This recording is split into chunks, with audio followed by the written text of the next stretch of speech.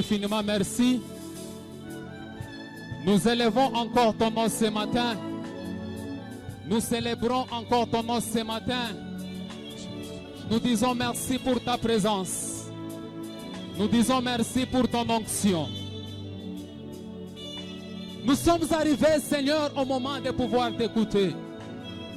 Nous avons besoin qu'à travers la parole de ce matin, que les vies des gens soient bénies, que les vies des gens soient transformées, que les vies des gens changent.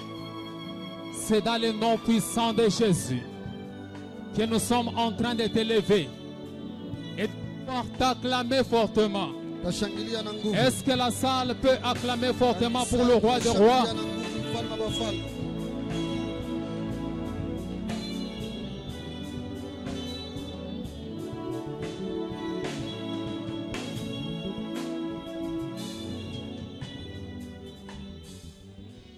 Merci, merci, que Dieu vous bénisse abondamment. Amen. Ce matin, nous sommes encore vraiment dans la joie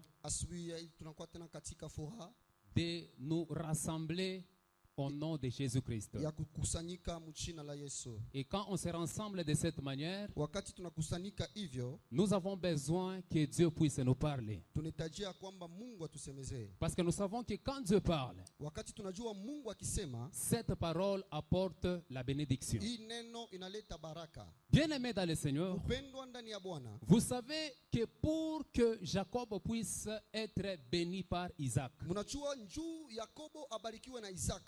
il fallait qu'il puisse porter la nourriture entre ses mains.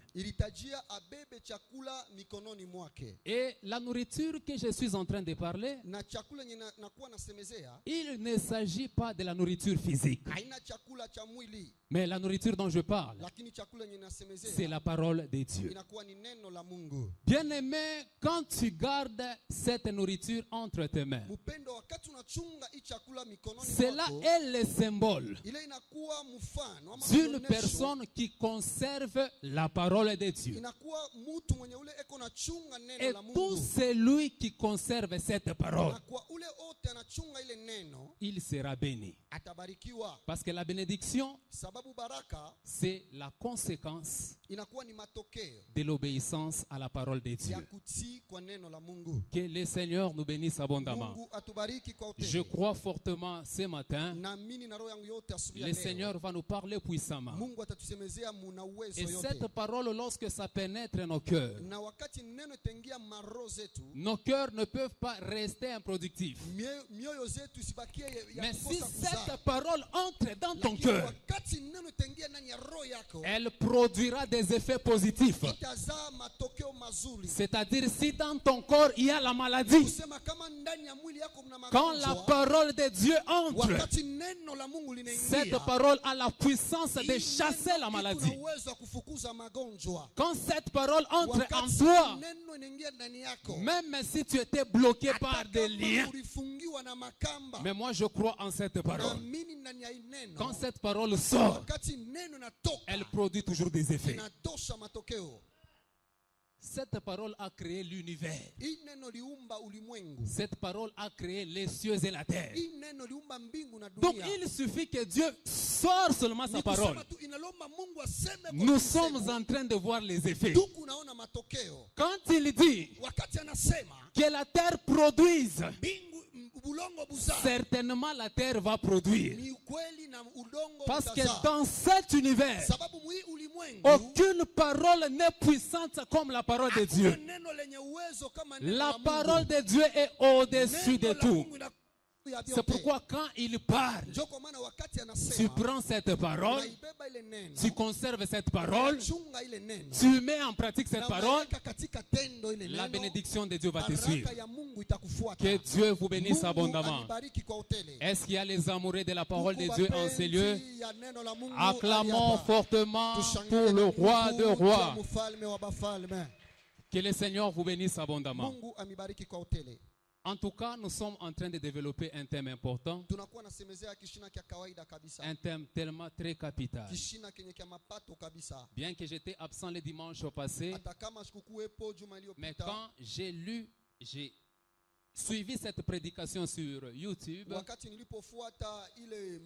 j'étais vraiment édifié et nous sentons que dans cette église, il y a vraiment des grâces exceptionnelles. Et ces grâces qui est rassemblée dans cette église, c'est pour que ta vie change. C'est pour que ta vie puisse être transformée. Que Dieu vous bénisse abondamment. Mais ceux qui connaissent leur Dieu agiront avec fermeté. Ça, c'est le thème que nous sommes en train de développer. Mais dans ce thème, je vais soutirer un sous-thème intitulé Daniel dans la fosse au lion. Que Dieu vous bénisse abondamment. Que le Seigneur vous bénisse.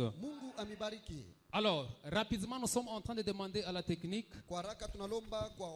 Ils vont commencer la lecture d'abord par le verset de base, qui est Daniel chapitre 11, le verset 32. Daniel chapitre 11, le verset 31 à 33, la Bible dit, nous honorons la parole de Dieu. Amen. Des troupes se présenteront sur son ordre, elles profaneront le sanctuaire, la forteresse, elles feront cesser le sacrifice perpétuel et dresseront l'abomination du dévastateur. Il séduira par des flatteries les traîtres de l'alliance, mais ceux du peuple qui connaîtront leur Dieu agiront avec fermeté. Et les plus sages parmi eux donneront instruction à la multitude. Il en est qui succomberont pour un temps à l'épée et à la flamme, à la captivité et au pillage. Parole du Seigneur. Amen. Nous pouvons prendre aussi Daniel chapitre 6.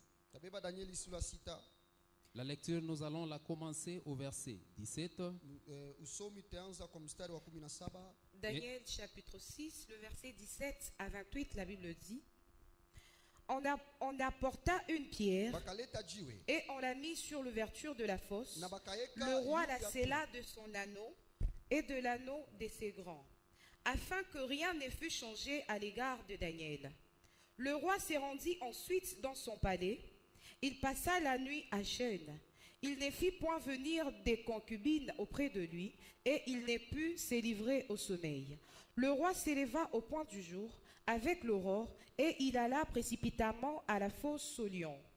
En s'approchant de la fosse, il appela Daniel d'une voix triste. Le roi prit la parole et dit à Daniel: Daniel, serviteur du Dieu vivant, ton Dieu, que tu sers avec persévérance, a-t-il pu te délivrer des lions? Et Daniel dit au roi: Roi, vis éternellement. Mon Dieu a envoyé son ange et fermé la gueule des lions qui m'ont fait aucun mal, parce que j'ai été trouvé innocent devant lui et devant toi non plus. Ô roi, je n'ai rien fait de mauvais. Alors le roi fut très joyeux et il ordonna qu'on fît sortir Daniel de la fosse. Daniel fut retiré de la fosse et on ne trouva sur lui aucune blessure, parce qu'il avait eu confiance en son Dieu. Le roi ordonna que ces hommes qui avaient accusé Daniel fussent amenés et jetés dans la fosse aux lions, eux, leurs enfants et leurs femmes. Et avant qu'ils fussent parvenus au fond de la fosse, les lions les saisirent et brisèrent tous leurs os. Après cela, le roi Darius écrivit à tous les peuples, à toutes les nations, aux hommes de toute langue qui habitaient sur toute la terre: que la paix vous soit donnée avec abondance. J'ordonne que dans toute l'étendue de mon royaume, on ait de la crainte et de la frayeur pour les dieux de Daniel, car il est le Dieu vivant et il subsiste éternellement. Son royaume ne sera jamais détruit et sa domination durera jusqu'à la fin. Celui qui délivre et qui sauve, qui opère des signes et des prodiges dans les cieux et sur la terre. Celui qui a délivré Daniel de la puissance des lions. Daniel prospéra sous le règne de Darius et sous le règne de Cyrus le Perse. Amen. Amen. Est-ce qu'on peut acclamer pour la lecture de cette parole? Voilà, que Dieu vous bénisse abondamment. Qu'est-ce qu'il s'agit, bien-aimé dans le Seigneur? Le roi Darius avait signé 2 décrets. Et le premier décret qu'il avait signé, il a dit qu'il ne peut adorer un autre Dieu en dehors de Darius. Donc dans ce royaume-là, le décret que Darius a établi, le premier décret qu'il a établi, qu'il a dit personne ne peut adorer un autre Dieu si ce n'est que Darius.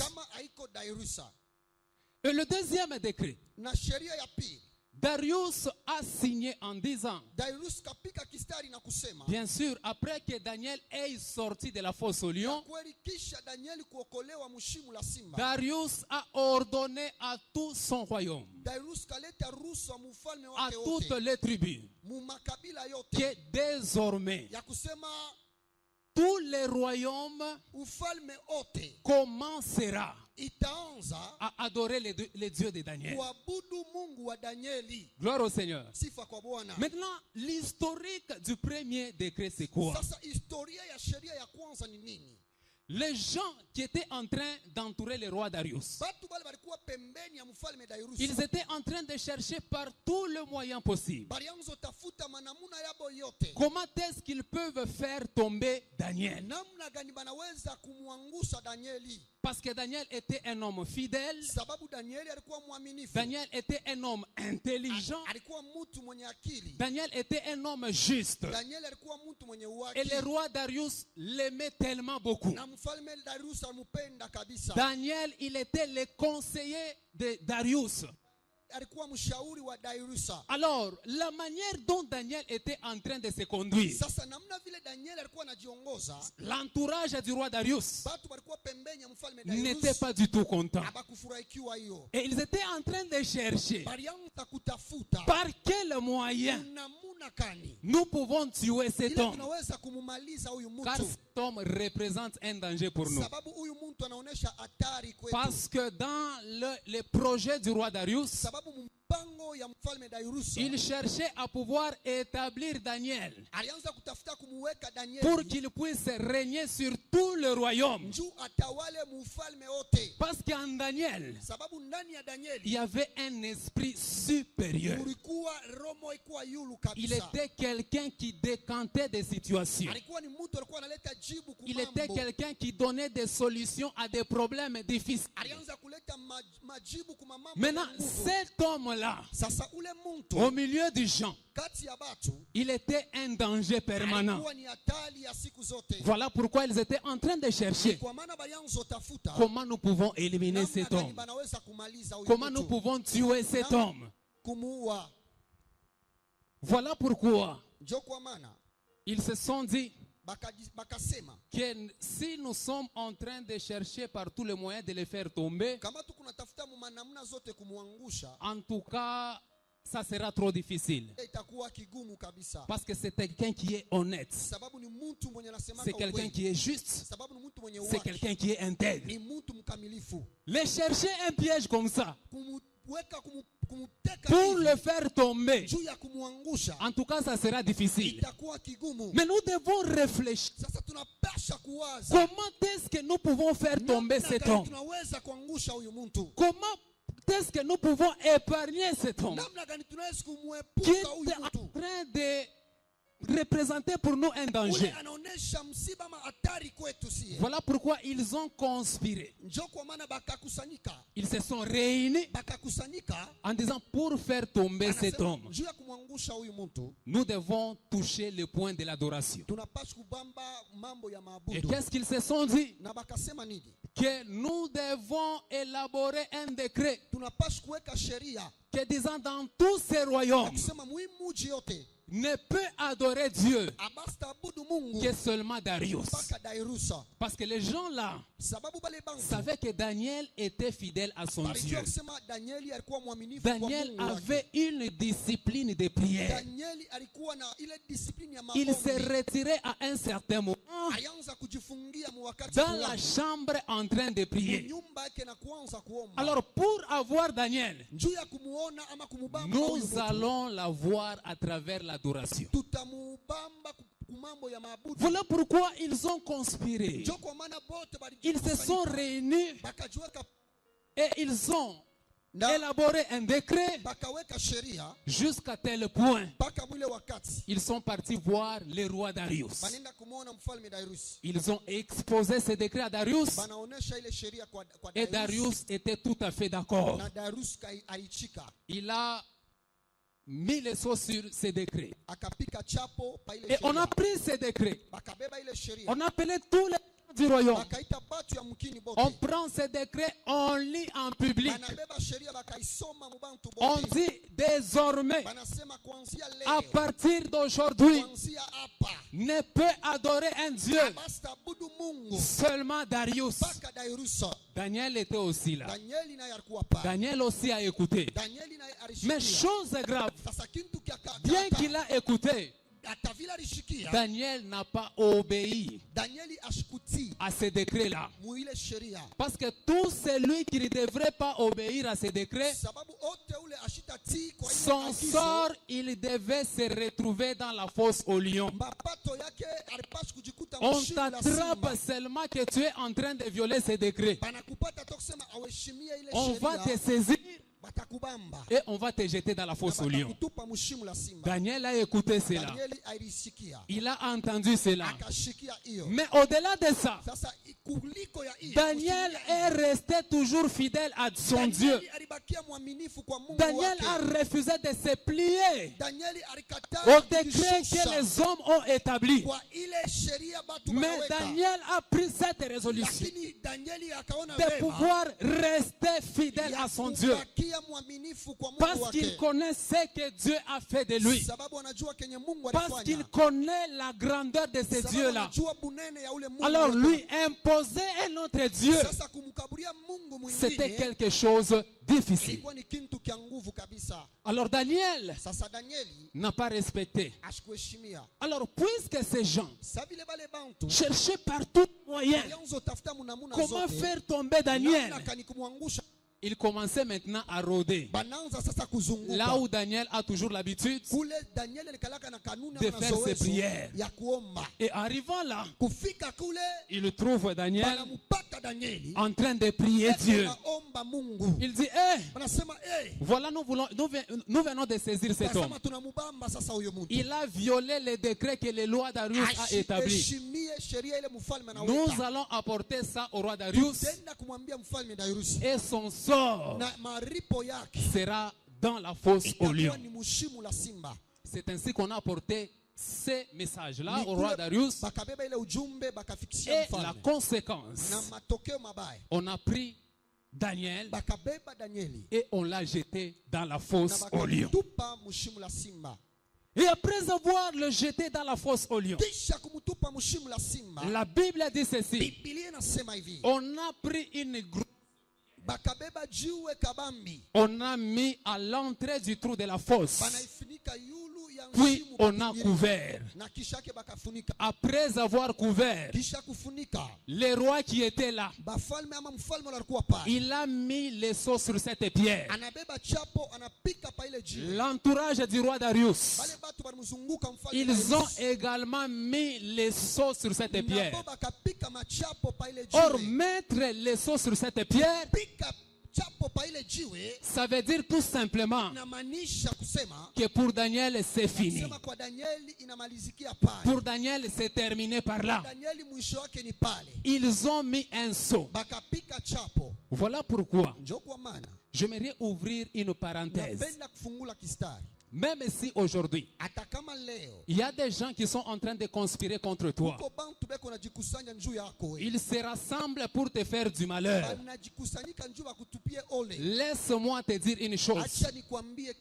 Même s'il prononce que c'est fini pour lui, tant que Dieu n'a pas encore dit un dernier mot, ce n'est pas encore fini. Je ne sais pas si les gens m'entendent. Tu peux avoir un cas de maladie. Tu vas à l'hôpital. Les médecins prononcent. Il dit, toi avec ce cas de maladie, en tout cas c'est fini. Je ne trouve pas aucun moyen. Laisse-moi te dire une chose. Si Dieu n'a pas encore dit un seul mot, ce n'est pas encore fini. Parce que quand il dit un mot, vous allez voir un changement. Que Dieu vous bénisse. Donc quand ils ont mis les sauts sur cette pierre, les gens là ont dit que la mission est reçue. Nous avons reçu notre coup. Même si ils ont conspiré contre toi pour te maintenir dans le chômage. Il dit que cet homme, qu'il pleuve ou qu'il neige, il ne peut jamais trouver de l'emploi. Ça, c'est les hommes qui ont dit. Mais il y a un véritable juge suprême. Lui, s'il n'a pas encore dit un mot, ce n'est pas encore fini. Parce que quand il prononce un mot, même si tu es enfermé, même si on t'a déjà placé n'importe où, même si on t'a déjà placé au fond de la mer, on a pris la décision, on dit que pour lui c'est fini. On met même les sauts en disant, on va voir si réellement il sortira de cette fosse. Mais je vous dis, il y a de l'espérance pour ceux qui vivent encore. Tant que l'Éternel n'a pas encore dit un mot, il y a encore de l'espérance. Parce que Dieu, il est le juge suprême. Il est au-dessus de toutes choses. C'est lui qui a un dernier mot. C'est lui qui a la décision finale. Même les sorciers, s'ils veulent t'ensorceler, ils ne peuvent pas le faire par eux-mêmes. Ils demandent la permission au juge suprême. Gloire au Seigneur. Dieu est un juge suprême. Tant qu'il n'a pas encore dit un seul mot, ce n'est pas encore fini. Il y a encore de l'espérance. Maintenant, écoutez. Après avoir mis les seaux sur la pierre, disant que c'est fini pour Daniel, on a réussi notre mission. Mais il y a quelque chose. Quand le roi Darius est rentré dans la maison, la Bible dit qu'il n'était pas à l'aise de l'acte qu'il avait posé. Or, ce sentiment-là est en train de prouver la bonne relation que le roi Darius avait avec Daniel. Parce que la personne à qui on était en train de partager, la personne à qui on était en bonne relation avec lui, mais je parviens à le rejeter, c'est quelque chose qui a dérangé Darius. Et la Bible est en train de dire ceci, qu'il a passé une nuit blanche. Il n'était pas du tout à l'aise. Bien que c'était cette décision, mais il n'était pas du tout à l'aise. C'est pourquoi j'ouvre la parenthèse en disant ceci. Quand tu as, même si tu as la relation avec la gouverneure. Même si tu as la relation avec le fils du président de la République, cette relation-là, quand il y a un problème, ça ne pourra jamais te sauver. Ça ne peut jamais te sauver. La relation des hommes, ça ne peut jamais te sauver. Mais la relation véritable qui peut te sauver, c'est la relation avec Dieu. Quand tu es en relation avec Dieu, lorsque tu seras dans un problème, cet homme de Dieu ne te lâchera pas, mais il sera avec toi, il ne t'abandonnera pas. Mais quand nous plaçons la confiance dans l'homme, l'homme finira par nous décevoir. Daniel était en bonne relation avec le roi. Daniel était en train de partager les idées avec le roi. Maintenant, regardez lorsque Daniel était dans un problème. Cette relation-là était incapable de pouvoir délivrer Daniel de la mort. Voilà pourquoi, bien-aimés dans le Seigneur, je suis en train de vous conseiller que n'abîmez pas la relation avec Dieu. N'acceptez jamais de détruire la relation avec Dieu à cause des choses de ce monde. N'accepte pas d'abîmer la relation avec Dieu, parce que la relation avec Dieu, au jour du malheur, il ne m'abandonnera pas, mais il sera toujours avec toi. Voilà pourquoi même quand tu souffres, tu passes des temps difficiles, n'abandonne jamais Dieu. N'abandonne jamais Dieu.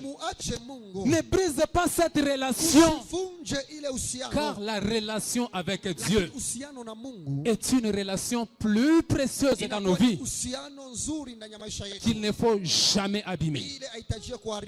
Que Dieu vous bénisse abondamment. Alors, d'un beau matin, le roi Darius, plus qu'il était gêné, à l'aurore, bien-aimé dans le Seigneur, à l'aurore, le roi s'est levé, puisqu'il a senti en lui une trahison. Il est allé au lieu de la fosse au lieu. Il arrive là-bas.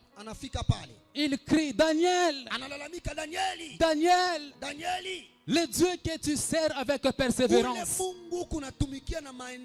t'a-t-il délivré de la fosse au lion? Mais écoutez la réponse de Daniel. Daniel est en train de dire, oh roi, vis éternellement. Le Dieu ne m'a pas abandonné, mais il a envoyé un ange qui est venu saisir la bouche du lion. Mais vous comprenez la relation avec Dieu? Ah, je ne vois pas, je ne comprends pas. Darius l'a abandonné. Mais puisqu'il était en bonne relation avec Dieu, bien qu'il était dans la fosse au lion, Dieu ne l'a pas abandonné. Mais il a envoyé un ange pour qu'il puisse saisir la bouche du lion. Bien-aimé dans le Seigneur, n'accepte jamais d'abîmer la relation avec Dieu, parce qu'au jour du malheur, cette relation te sauvera. Il dit que Dieu a envoyé un ange pour saisir la bouche du lion. Ah, quelle est cette merveille! Maintenant, écoutez une chose. La fosse en question. La fosse en question. Saisissez cette sœur. Évitons la distraction. Que Dieu puisse la restaurer au nom de Jésus. Que Dieu la restaure au nom de Jésus. Que cette puissance de la parole que je prêche puisse ôter la maladie dans son corps au nom de Jésus. Puisse quitter au nom puissant de Jésus. Et en qualité de son serviteur, je suis en train de chasser toute forme de distraction en ces lieux. Parce que je crois aujourd'hui, c'est un jour où quelqu'un doit être béni. C'est pourquoi je suis en train de demander que le Saint-Esprit couvre cette salle au nom de Jésus. Ce lieu appartient à Jésus. Ce lieu appartient au roi des rois. C'est pourquoi toute manigance de distraction, nous la saisissons au nom de Jésus. Écoutez bien aimés, la fosse a été établie pour tout celui qui ne peut pas adorer le roi Darius. Donc tout celui qui n'adore pas le roi Darius, il sera jeté dans la fosse au lion. Mais écoutez la réponse de Daniel. Daniel est en train de dire que Dieu a envoyé son ange. Maintenant la question que je me pose, qu'est-ce que l'ange vient faire dans la fosse au lion? Parce que la fosse, pour Daniel je vais comprendre. Pourquoi? Parce que il a désobéi au décret. Mais chose grave, Daniel est en train de donner la réponse. Il dit que dans la fosse au lion, Dieu a envoyé son ange. Pourquoi l'ange vient faire dans la fosse? L'ange n'a pas désobéi au décret. Parce que ce décret a été établi pour que tout celui qui n'obéira pas, il sera jeté dans la fosse au lion. Mais nous voyons aussi la présence des anges. Mais pourquoi? Qu'est-ce que l'ange vient faire dans la fosse? Est-ce qu'il a désobéi aussi au décret que le roi Darius a établi? La réponse, nous disons non. Mais la question se pose, pourquoi est-ce que l'ange, qu'est-ce qu'il est venu faire dans la fosse au lion? Et quand vous continuez à parcourir encore, vous descendez jusqu'au chapitre 22. Plutôt le verset 22. On est en train de dire que lorsque Daniel est sorti dans la fosse au lion, nous voyons les accusateurs de Daniel entrer aussi dans la fosse au lion. Donc on voit encore une troisième catégorie qui entre dans la fosse au lion. La question qu'on se pose, est-ce que les accusateurs de Daniel ont-ils désobéi au décret? La réponse on dit non. Maintenant, pourquoi? Pourquoi leur présence dans cette fosse? La fosse là était pour Daniel. Mais ici nous sommes en train de voir, quand on a jeté Daniel dans la fosse au lion, nous avons vu la présence de l'ange. Après que Daniel est sorti, nous avons également vu les accusateurs de Daniel qui entrent aussi dans cette fosse. Et la question se pose, pourquoi? Bien-aimés dans le Seigneur, vous êtes tellement bénis parce que Dieu a établi dans cette église les gens qui sont capables de pouvoir interpréter les Écritures. Parce que quand on interprète les Écritures, le peuple de Dieu a la vie. Le peuple de Dieu est béni. Voilà pourquoi un bon ministre, un bon enseignant, il doit savoir le pourquoi de chaque chose. Gloire au Seigneur. Est-ce qu'on est d'accord? Maintenant, on va maintenant connaître pourquoi l'ange est descendu aussi dans cette fosse. Je demande à la technique. Vous allez nous prendre le livre d'Ecclésiaste chapitre 10, le verset 8. Ecclésiaste chapitre 10, le verset 8, la Bible dit: allez-y seulement, lentement, marchez seulement lentement pour permettre à la salle de pouvoir écouter. Celui qui creuse une fosse y tombera. Et celui qui renverse une muraille sera mordu par un serpent. Ici l'écriture est tellement claire.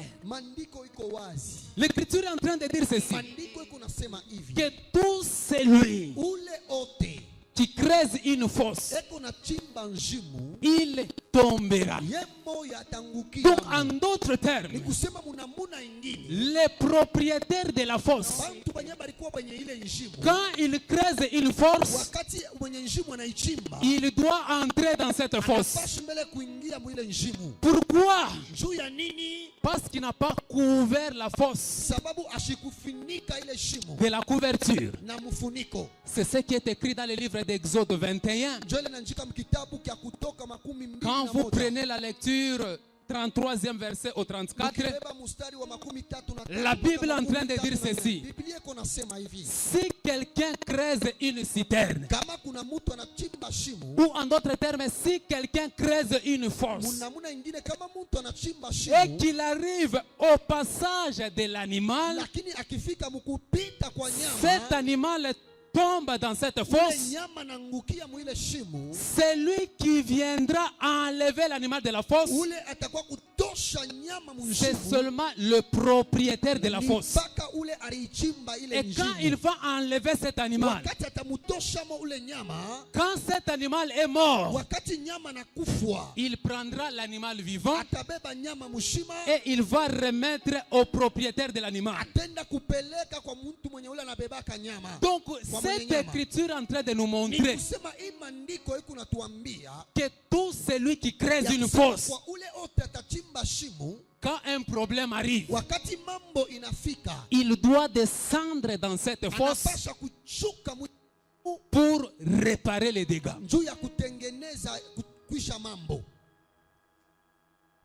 C'est pourquoi le Seigneur Jésus-Christ, lorsqu'il était tombé dans le tombeau, le père, il fallait qu'il puisse suivre son fils. Parce que c'est un animal, c'est une brebis qui vient de tomber dans une fosse.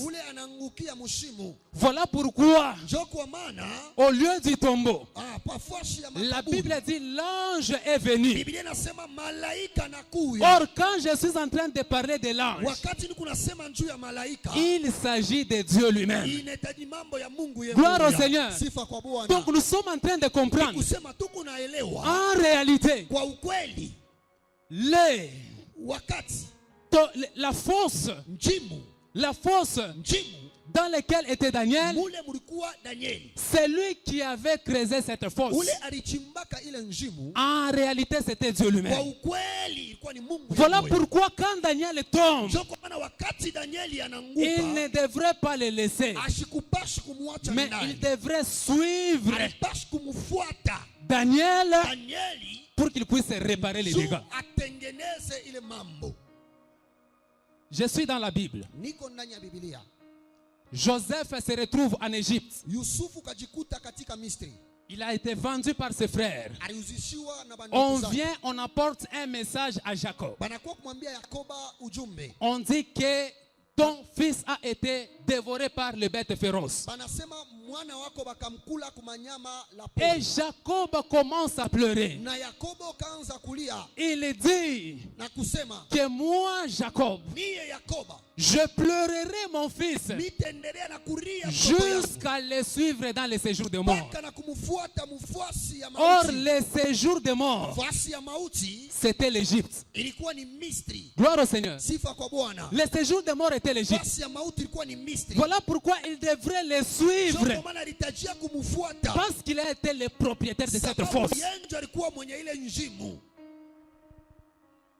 Yes. Donc tout celui qui creuse une fosse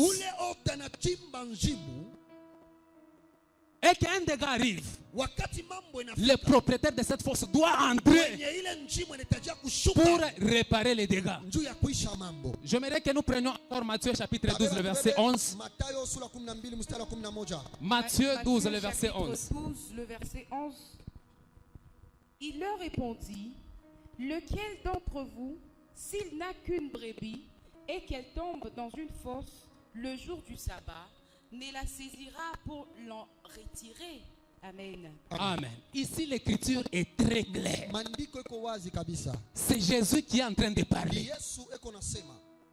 Il dit ceci: lequel d'entre vous, si une brebis entre dans une fosse, n'ira pas pour aller enlever cette brebis qui est tombée dans la fosse? Or, qui est le propriétaire de la brebis? Qui est le propriétaire de la brebis? C'est celui qui a creusé la fosse. Voilà pourquoi quand la brebis tombe, Jésus est en train d'expliquer, de parler. Qui est celui-là? Tu ne pourras pas suivre la brebis qui est tombée dans la fosse. Gloire au Seigneur. Donc, c'est lui qui a créé une fosse. Quand un dégât arrive, c'est lui-même qui doit réparer ça. Parce qu'en dehors du propriétaire, personne d'autre ne peut réparer les dégâts. Réparer dans la fosse qui n'est pas la tienne, tu seras incapable. C'est pourquoi, bien aimé dans le Seigneur, quand Dieu avait ordonné à Satan de pouvoir toucher Job, il dit: vous devrez tous les ravir, mais ne touchez pas à son âme. Mais dans cet état-là de Job, personne n'était capable de pouvoir apporter la consolation à Job. Mais celui qui était capable, c'est seulement le propriétaire de la fosse. Gloire au Seigneur. Celui qui était capable, c'est seulement le propriétaire de la fosse. Voilà pourquoi, quand les 4 amis de Job sont arrivés, ils ont essayé de pouvoir consoler Job, mais ils étaient incapables. Pourquoi? Parce qu'il n'était pas le propriétaire des fosses. Ne peut apporter la réparation des dégâts seulement le propriétaire de la fosse.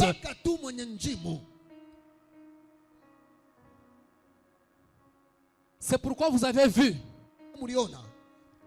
quand le roi Darius est arrivé au lieu là où on a jeté Daniel, il était incapable de sauver Daniel. La question pourquoi? Parce qu'il n'était pas le propriétaire de la fosse. Donc ne peut sauver Daniel que c'est lui qui est le propriétaire de la fosse. Voilà pourquoi lorsque Daniel était dans un problème, il a visité Daniel sous forme d'un ange pour assurer la protection de Daniel. Pourquoi? Parce que en réalité, en vrai, le véritable propriétaire de la fosse, c'est Dieu lui-même. Voilà pourquoi quand Daniel entre dans la fosse, selon la loi qui est dit, si quelqu'un creuse une fosse et que l'animal tombe, il ne peut pas le laisser l'abandonner. Mais il doit entrer dans cette fosse pour amener, réparer les dégâts. Voilà pourquoi la présence de cet ange, il est venu réparer les dégâts parce qu'il était le propriétaire de la fosse.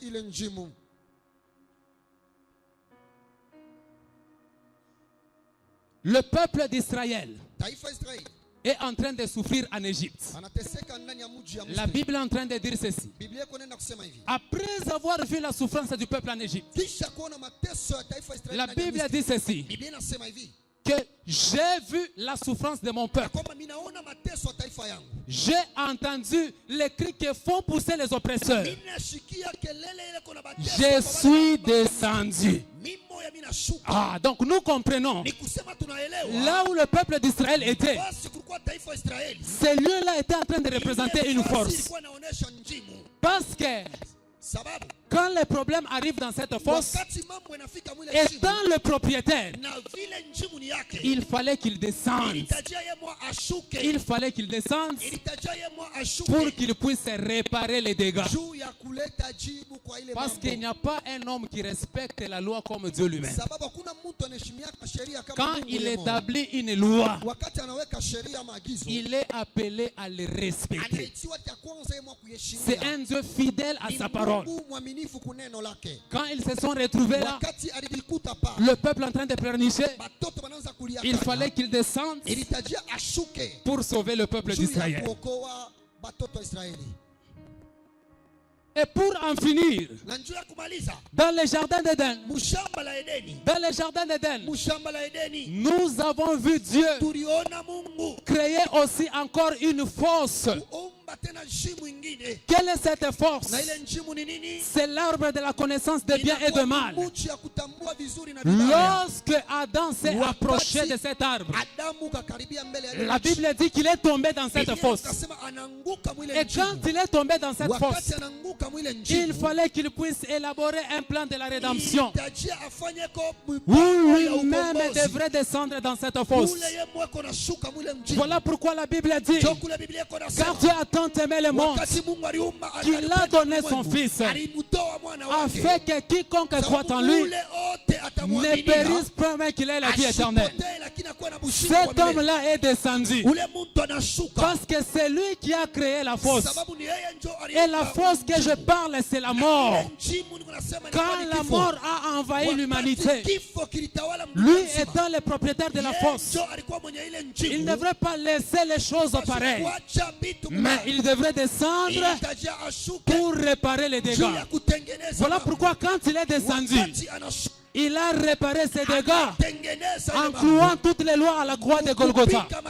Donc aujourd'hui, bien-aimé, quand tu crois en cet homme, ta vie sera sauvée. Gloire au Seigneur. C'est pourquoi, bien-aimé dans le Seigneur, je veux mettre une mise au point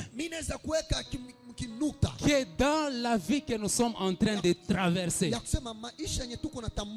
tous les malheurs ne viennent pas seulement du diable, mais il y a des malheurs que Dieu crée aussi. Mais c'est malheur que Dieu crée, c'est pour un objectif bien précis.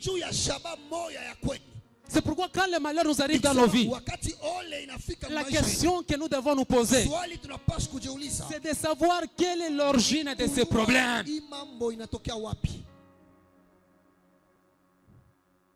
Est-ce que je suis réellement dans la fosse de Dieu? Parce que quand tu es dans la fosse de Dieu, tu ne vas pas mourir. Mais Dieu va disposer autour de toi un ange pour fermer la bouche du lion. C'est pourquoi, même si tu es malade, cette maladie est la force de Dieu. Je te dis, ne crains pas. Cette maladie ne peut pas te tuer, car le propriétaire de cette maladie, il viendra à un certain moment apporter la guérison. Je dis à quelqu'un qui passe des temps difficiles dans le mariage, C'est Dieu qui t'a donné le mariage. Mais il arrive dans le mariage. Tu passes des temps compliqués. Parfois tu manques les finances. Parfois tu manques des moyens. Puisque c'est Dieu qui t'a donné ce mariage-là, lui-même il va descendre pour réparer ses dégâts. Si tu es chômeur, il viendra te donner du travail. Si tu es malade, il viendra te donner la guérison. Parce qu'il sait ce qu'il est en train de faire. C'est un Dieu qui est souverain. Il sait comment il est en train de planifier chaque chose. Il peut avoir besoin de toi. Il dit que cet homme, avec le travail qu'il a, je risque de le perdre. À cause de l'entourage, il touche son salaire, il va dissiper l'argent dans des ambiances. Maintenant, quand Dieu a un objectif avec toi, quand Dieu a besoin que son nom soit élevé dans ta famille, il va te mettre dans sa fosse. Il va d'abord te préserver en te mettant dans sa fosse. Mais dans cette fosse-là, je suis en train de te rassurer que tu ne mourras pas. Parce que Dieu va disposer un ange qui va fermer la bouche du lion.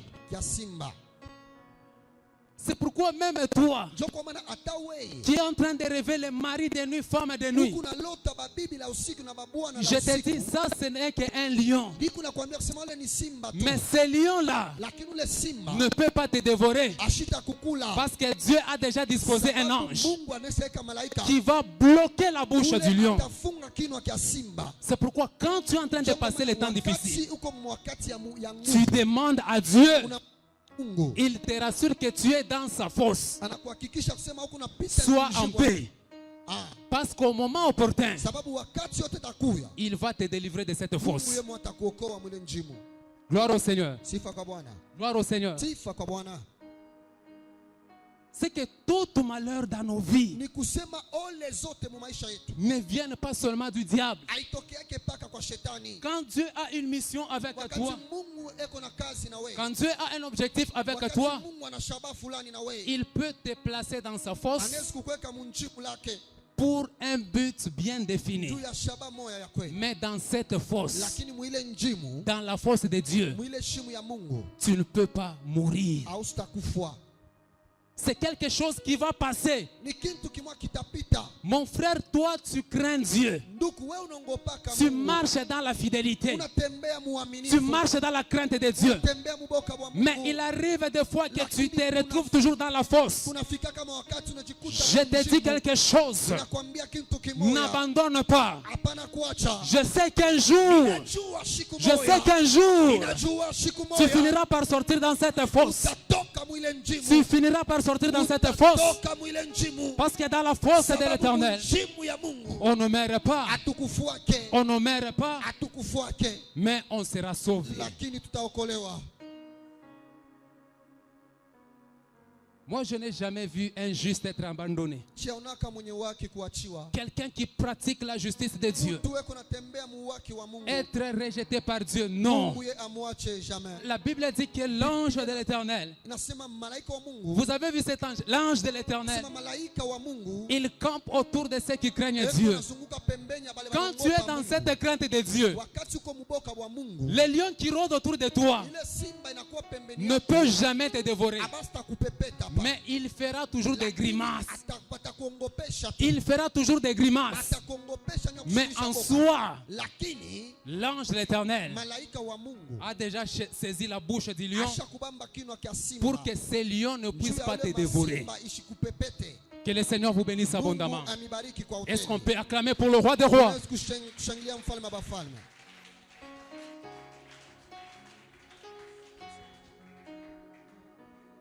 Maintenant, écoutez une chose. Nous venons de parler de la force de Dieu. Mais il n'y a pas seulement la force de Dieu. Il y a aussi la force des hommes. Bien-aimés, le monde que nous sommes en train de vivre, il y a des gens qui sont tellement méchants. Les gens qui sont en train de haïr les hommes à cause de la jalousie. Vous savez, les gens qui sont en train de haïr les hommes parce que l'homme est dans la gloire. Voilà pourquoi vous allez voir, ils vont conspirer pour jeter un mauvais sort sur les hommes. Quelqu'un qui est innocent. Mais nous voyons les gens. Ils regardent l'enfant. En tout cas, cet enfant, il a de l'avenir. Nous devons conspirer pour que nous puissions les plonger dans une fosse. C'est pourquoi vous allez voir des gens qui jettent la maladie sur les vies des gens. Cette maladie-là est une fosse. Il fait demeurer la personne dans cette fosse-là. Mais quand tu les poses pourquoi? Pour rien seulement à cause de la jalousie. Mais la personne qui est en train de subir, il est innocent. Il n'a rien fait. Vous les conspirez innocemment. Bien-aimé dans le Seigneur. Bien-aimé dans le Seigneur. Quelqu'un qui est dans l'innocence, Dieu ne l'abandonne jamais. Dieu finira toujours par le justifier. C'est pourquoi j'ai dit, dans cette église, toi qu'on t'a donné la mission de pouvoir mettre les gens dans des fosses. On dit il faut que tu puisses mettre cette personne dans la fosse du célibat. Maintenir cette sœur dans la vie du célibat. Mais qu'est-ce que cette sœur a fait? Cette sœur, elle est innocente. Mais toi, tu sais très bien que cette sœur n'est pas dans le mariage à cause de ce que nous avons déjà fait dans les secrets. Mais je te dis une chose, il arrivera un temps que cette personne que tu as mis dans la fosse, il finira par sortir. Mais quand cette personne sortira, mais c'est toi maintenant qui viendras les remplacer.